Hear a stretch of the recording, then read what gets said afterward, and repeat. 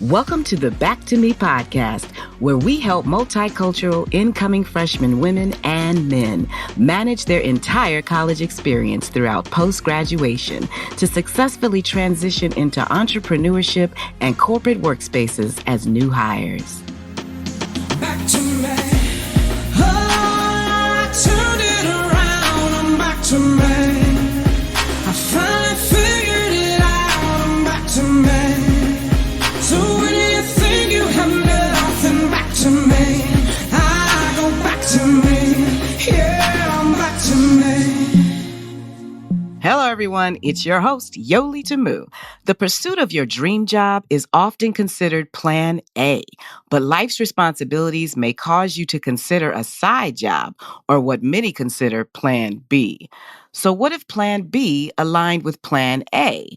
Would the dream still be worth the pursuit?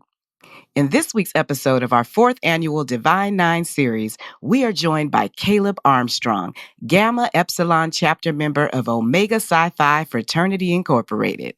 During COVID, Caleb decided to participate in a theatrical Zoom production of The Colored Museum at the suggestion of his advisor.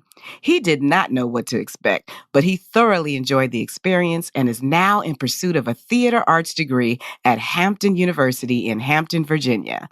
Find out how he maintains his desire for a career in acting while he waits for his dream job to come along, and why he believes Generation Z will be the most important voice in this year's upcoming election. Enjoy. We are moving on the Divine Nine series, and I am meeting some incredible people. My goodness, I'm so grateful to have this young man with us, Mr. Caleb Armstrong. How's it going today? It is going great. How are you? I'm fantastic. I've just been meeting you guys are some amazing people. I'm like, look at this. People need to know about you guys. So I'm so glad. Yeah, we get this opportunity. So you're with us representing Omega Psi Phi Fraternity Incorporated. That's right. That's right. That's right. The Gamma Epsilon chapter at Hampton University, correct? Yes, ma'am. Fantastic. So now you are a junior and you're majoring in theater arts, which I thought was so cool. We're fellow artists. Oh, that's amazing. Oh, cool. So I'm really excited to hear from you and learn more about you and why you chose theater arts. Can we start there? Like, why did you pursue the arts? Of course. Well, for one, thank you for having me just here. This is just a great opportunity. So thank you so much for giving me this time. The story of theater is actually, for me, was something that I actually didn't really see coming too much. Originally, I had a completely different career path. I think in my junior year of high school, I want to say, I was on the route of trying to be a professional tennis player. That's what really was my interest, because I did competitive tennis all throughout middle school and high school. And I've been working on, really hard on that. And I wanted to pursue that, or at least so I thought. And then COVID happened. So when COVID happened, when we were pretty much in the peak of it, I would say, was in my junior year of high school.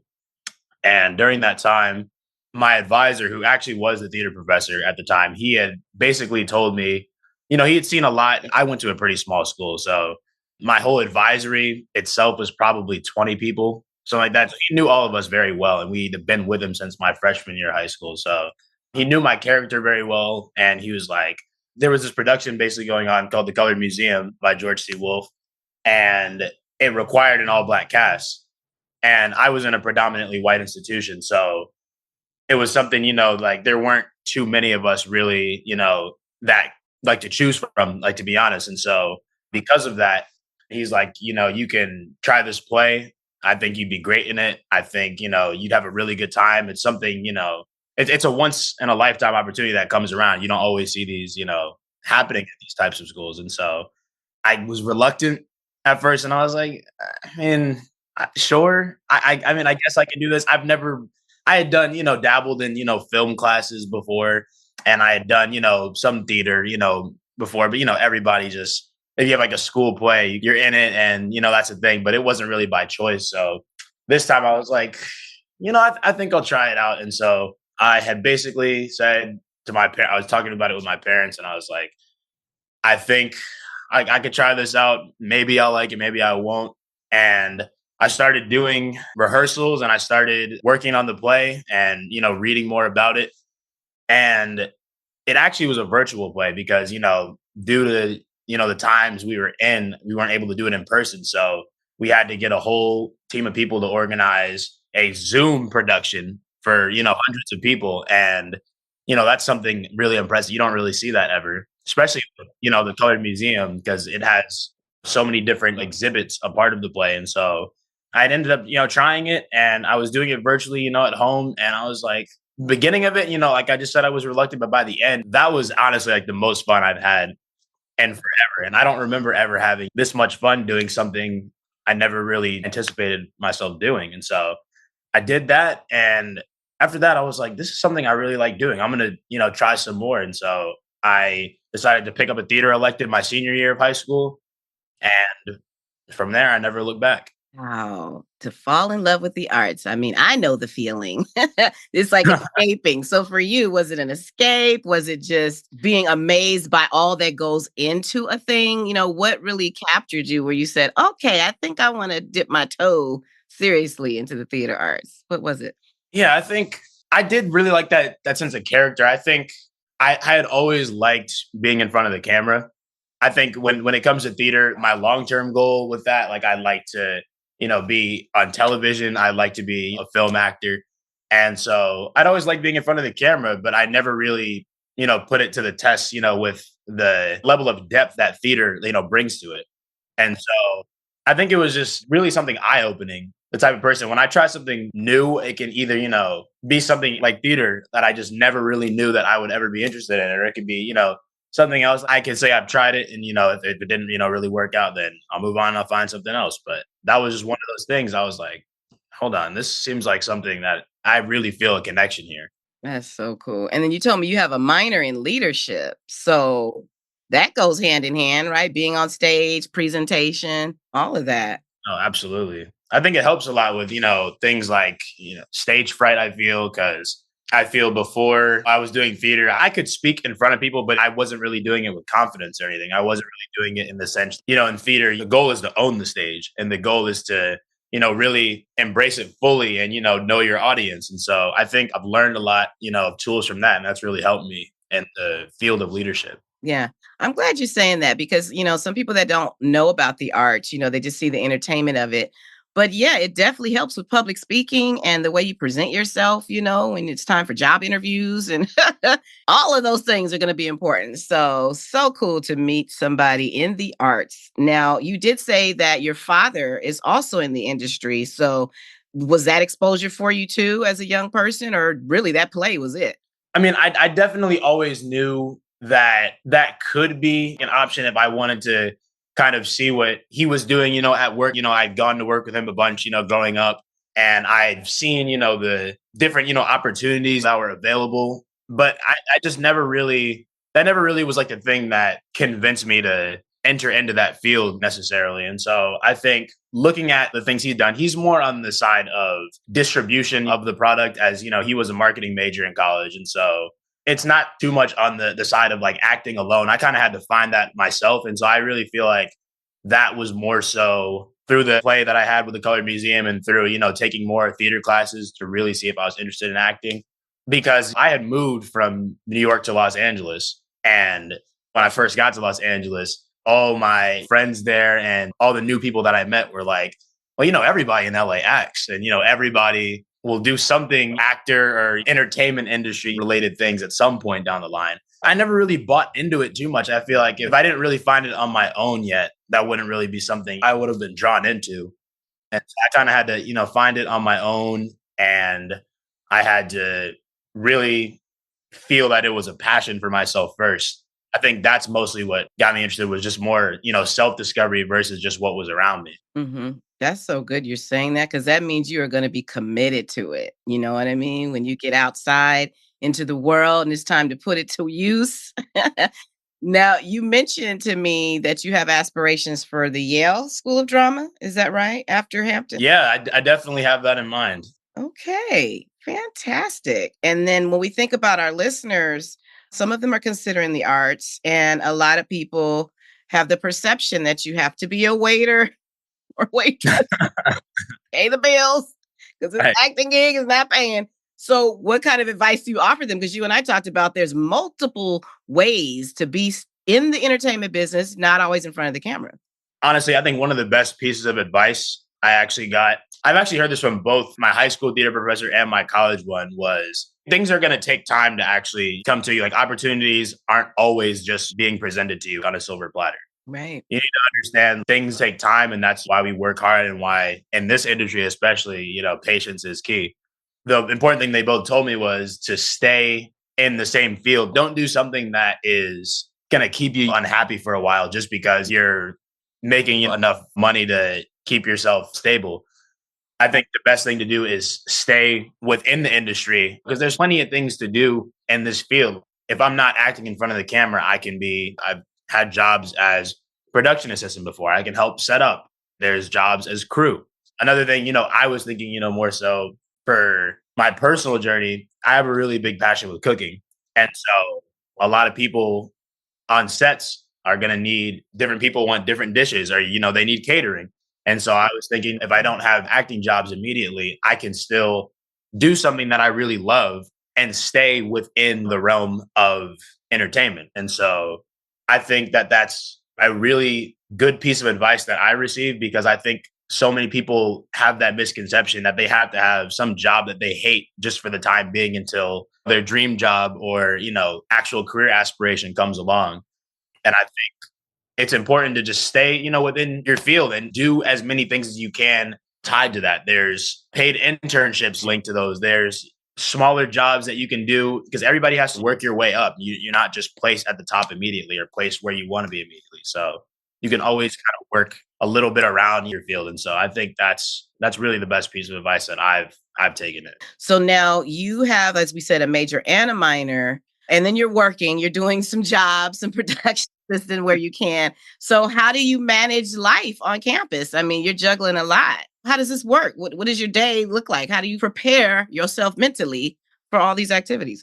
Honestly, it is a step-by-step thing, plain and simple. If I'm being completely honest, there are days where I'm really could just be running off fumes. Like there's days where I don't have, as much energy as another. More days I'll have more energy. I feel that's just life. I mean, to be honest, we're not always at 100%. We're not always wanting to do things every single day the same. But I think in order to make sure that things don't become too overwhelming and you can stay more at 100 more of the time, I feel is with good time management, with good understanding of where your priorities go.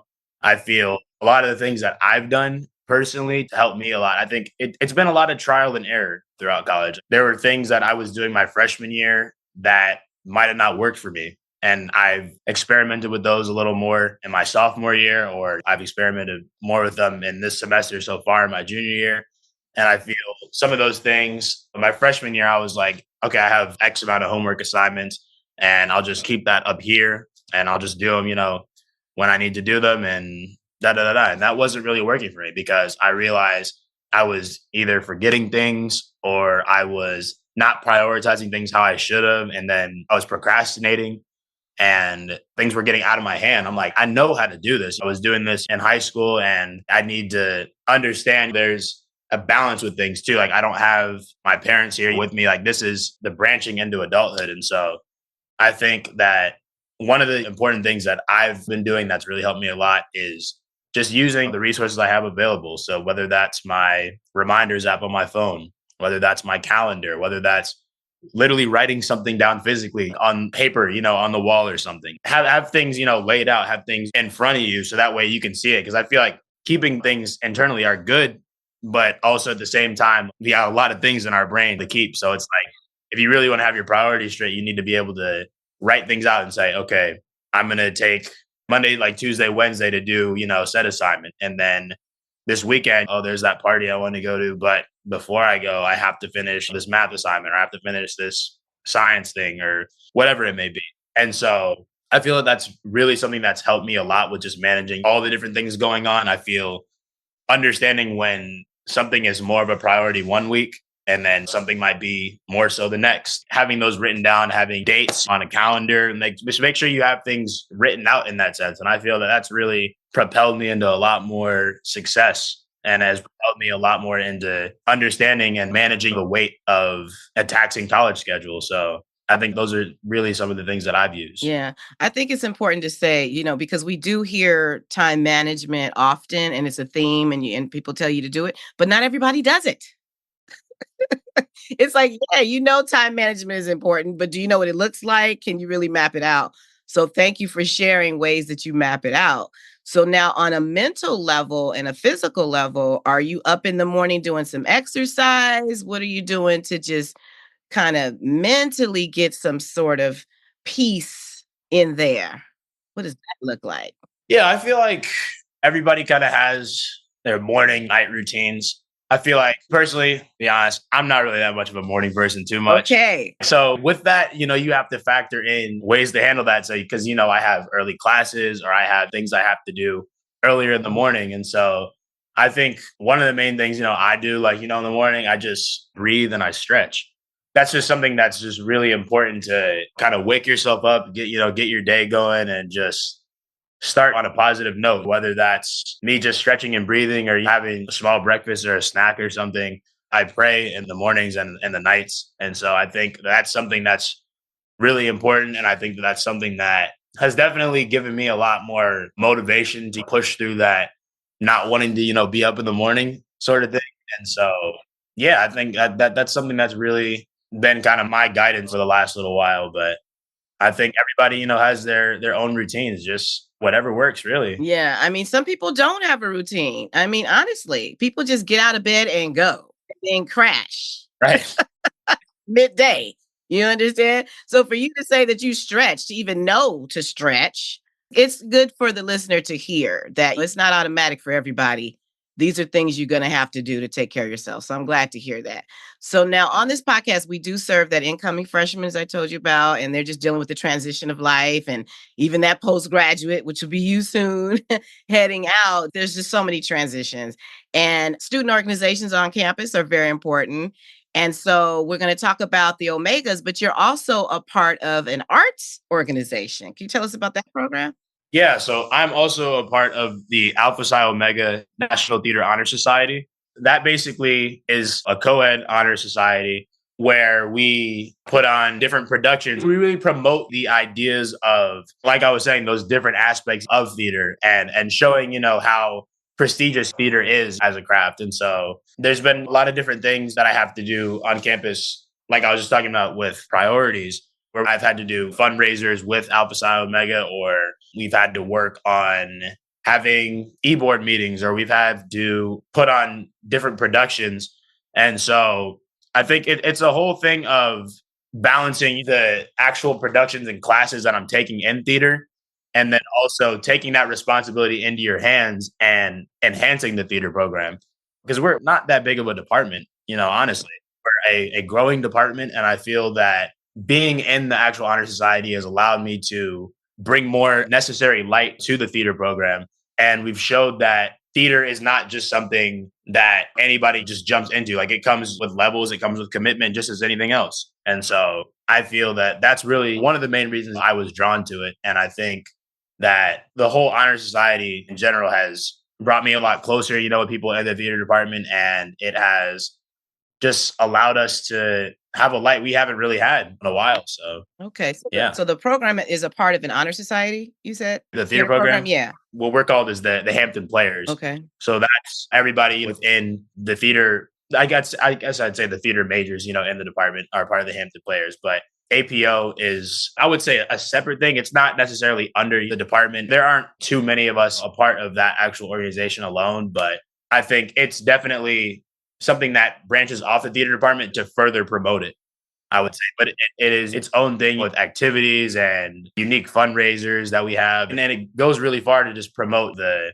other productions that we have upcoming in school. Like, I know we just had a fundraiser like 2 or 3 days ago where we were selling lemonade and we were selling snow cones. And we were doing a fundraiser for that. And all the drinks were named after characters in the production. And so we had like a QR code, and it was like you could scan to go and see. We have a production of Dreamgirls happening next week and the week after. And so we were like, you can scan this for a discounted price. And it's bringing more of a light. Because before, Alpha Psi Omega was really brought back because it was kind of dormant for a while and it was brought back recently. And so I feel before it was brought back, I don't really feel like there was too much promotion that I saw for theater productions going on. And so I feel like this is something that's really needed because we have it in our student center where everybody is all the time and we have things posted up around campus. And so I feel that's something that's definitely really needed, to put the light that the arts deserves. Yeah, I was gonna say it definitely will expose people more to the arts program. So that's great you guys exist. So what drew you to the Omegas at Hampton University? How did that come to be? And I think that's also falling into the same category as we talked about before with entertainment and my dad, actually. My dad is also a part of the Gamma Epsilon chapter. He is a spring 92 initiate. So we obviously had our lines come through 32 years apart. And so things have been very different. I was raised by an Omega man for one, but also a man of Gamma Epsilon. And so it's definitely been something that's been very prominent in my eyes. But it wasn't always something, that I always knew I wanted to do until I actually got to college myself. And so when I got to college, I would see the presence that the Omegas had on campus, and I would see the community service things that they were doing. I would see the kind of events that they would have all the time. There were all these really interactive events going on with a bunch of they do collaborations with other organizations, or they would do things on their own. And so I feel that they've always been people on campus who I feel not only I can go and like speak with, but I feel people that were just genuinely down to earth and cool. I feel, especially, last year before I had crossed, I was, taking notice to a lot of their events on campus or things, especially during homecoming. Cause, when homecoming comes around, everybody is like, our campus size, literally, like quite literally I'm doubles, sure, yes. maybe even triple this year. So you see all the different people coming back. And I feel, especially, with Gamma Epsilon, I feel everybody is so connected regardless of when you cross. And so I feel my dad, like I was saying, me and him cross, 32 years apart, but there's people who cross before my dad, or there's people who cross in say the early 2000s or early 2010s who I'm still close with, and I can speak to, and I feel we all have that sort of relationship. And I feel that that's something you don't just find that anywhere. And I feel like that's something you can't, take something like that, for granted. That's just something that I feel Gamma Epsilon and I feel Omega really prioritizes because our motto is friendship is essential to the soul. And so with that is something that every member, takes very seriously because it's one thing, to have a friend, but to have a friend who will help you with, anything. I know growing up, my dad had many friends who were Omegas all around the world and stuff. Now, if I ever was somewhere, if I ever needed help with something, they would always, in a snap of a finger, be willing to help. And so I just knew seeing that organization, I was like, that's what I want to be a part of. And I remember last year too, like I saw their homecoming step show. I was like, wow, man, the way that they like step and the way, they hop, I was like, that's something so cool. And now fast forward a year later, I'm about to be in the homecoming step show, Wow, okay. which is next week actually. And so that's something that just had always really excited me a lot. And I just always saw more of a passion and more of a willingness to be a friend in the Omegas, especially on campus. And so that was really the main thing that helped me to make, my own decision about it. It's good to hear that because, we've got listeners and sometimes they come to college and, they follow the crowd as opposed to do some research. Exactly. Exactly. Find out if you really want to do this. So now it's election season. We got this Divine Nine candidate in there. How do you feel about this? Are you voting? What's going on in your head? I will absolutely be voting. And I will be doing a mail-in ballot as well because I'm registered in California. But man, this is a big feel, sort of election. And I feel I really feel it's important for speaking like, especially to Gen Z to understand that voting, in this election is more important than anything. Because I feel this election specifically it really can, change the trajectory of a lot of things. And I feel it's important for us to not only stay tuned just, in the election, but just what's going on in the world. I feel like we have all these different social media outlets. We have Instagram, we have TikTok, we have YouTube, we have Twitter, we have a million things. And we have all these different sources. And I feel all of our political candidates are on those platforms too, or they have other accounts, promoting what they're doing, or clips from the debates are posted, or clips from important things going on in the world. Like that's the way that we spread information through those outlets. Like those are more prominent than ever now. And so Yes. if you're on those, you're gonna see, I see it on a day-to-day and stuff. Like every few scrolls is something about what's going on with the upcoming election. Is there a platform that's more informative to you, such as like TikTok or Instagram? Is there one that you're getting some strong information from? I mean, TikTok really, I feel, because that's more so like on the For You page, there's so many different accounts that you don't follow that you'll be seeing things all the time.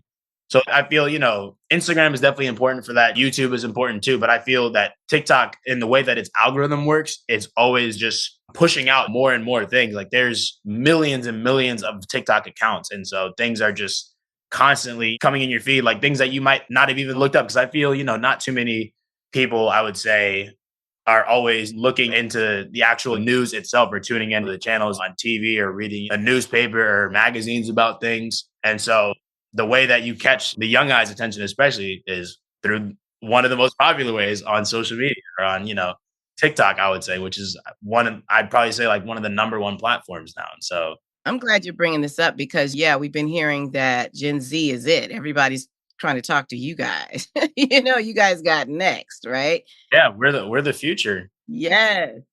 And so, like you said, social media is a way to get the word out. Do you do research? Do you, after you're on the social media, you go off of social and start following up to make sure what's being said is truthful? Because sometimes it's just a bunch of opinions out there. Yeah. I mean, I think it's definitely important to always fact check with things, because there's always false information on the internet. While there is plenty of true information, there's plenty of false things too. So when the actual debates came on, like, I watched the presidential debate, I watched the vice presidential debate as well. And I make sure to tune in, with different things too. Like, I feel it's important you read an article then and there, or see what's going on different platforms and stuff, or research it. It's always good to have more than just one source, because anybody can say whatever on the internet. Doesn't necessarily mean Right. it's And fact checking is taboo. I'm like, when did fact checking become right. taboo? So that's definitely something important for people to know, because You know? So cool. Well, this has been fantastic. My goodness. I'm so glad that Dr. Tony introduced me to yes. you, Oh, representing of frat course. brother. Shout out Yes. to my chapter brother. Oh, You know my number as well. he knew right away. He was with us. This is our fourth annual. I think he did our second series. He knew right away. He said, "Oh, I got the person for you." He called it out. So I'm so thankful to him that we've met, and I appreciate your time. Thank So you so much. This has been great. this has been so cool. So now, if we always wrap up with these final words of encouragement. So I'm just thinking about that listener who has got next. Okay, they are the future. Yes, they are. So it's time to wake up. So, do you have any advice for the incoming students, your generation? How do you want to send this out? The one thing that I live through is authenticity. Mm, I'd say that. And with that, I would say when it comes to college, and when it comes to the later stages where you're branching, into your adulthood, I would say one of the most important things to know is that you don't need to just know immediately what you want to do, or know how you want to do everything. There's a reason people change their majors. There's a reason people, like myself, I had an entire career trajectory change from tennis to theater. And so I think change is it's an inevitable thing. And so I think, like, the sooner you accept that, the more comfortable you can be with giving yourself time to understand that you are authentic, you are unique. There is only one version of you out of the 8 billion people in the world. And so you need to understand, everybody has their own pace with things. Everybody has their own unique desires of what they want to pursue. And so I think it's just really important to know that, just have some grace with yourself. Like, give yourself the time that's needed, put in the hard work that you need to do, and the things will come around when they're supposed to come around. And so I feel that that's really one of the most important things that I internalize. And I feel that really everybody should. We're all our own people, and we all have our own timelines. So just do what you need to do, manage things how you need to manage them, and results will show. mm, that's great. Consistency. I love it. And authenticity. So cool. So now if they want to reach you on social, where would you like to send them? IG, TikTok, LinkedIn, where would you like to send people? I mean, definitely. I'm on Instagram, so I can definitely have my Instagram. It would be my name, so Caleb, and then underscore C Money. C That is Money. my Instagram handle. The letter C Money. Yeah, yeah. This has been so cool. I appreciate you. As I said, I wish you so much success. I wish you the best. Thank you so much. Yes. All right. I really appreciate you for having me, and this has been really amazing. Yes. So good to talk to you. All right. So we'll talk very soon, and you take care of yourself. All right, great. You as well. Okay. Bye-bye. All right, bye. Thank you for joining us. If change is inevitable, remember to give yourself some grace and enjoy the ride. For more information about other episodes, remember to subscribe to the Back to Me podcast, College and Beyond. I'm your host, Yoli Tamu. Leave a review at the end of this podcast, and if you would like to learn more about other special events, join the Back to Me podcast group available now on GroupMe, or simply text Back to Me to 833-206-4565. Until next time, be well.